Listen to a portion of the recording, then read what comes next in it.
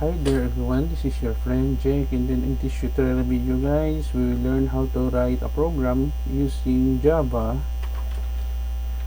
language that determines if the input age is qualified to vote or not. The qualifying age is 18 years old and above.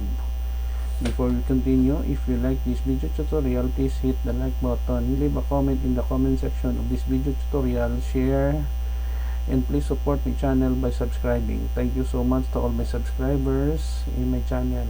So let's get started.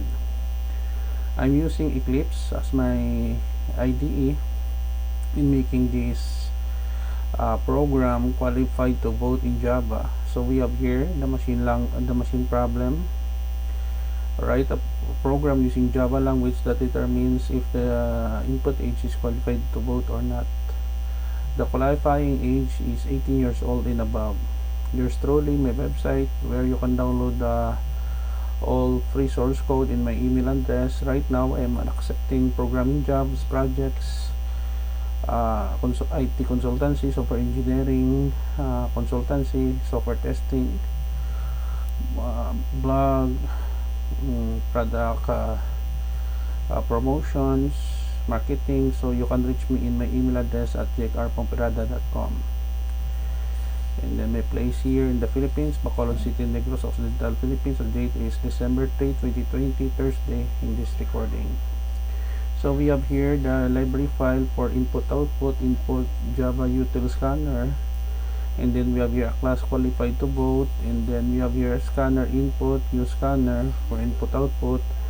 And then we have here the title bar, program qualified to vote in Java, enter your age. So we have here an integer that will be stored in our variable age. So we have here a very simple if else statement. If age greater than or equal to 18 at the age of, let's say, 20 years old, you are qualified to vote. If it is true else, at the age of 14, example, you are too young to vote, and end of the program.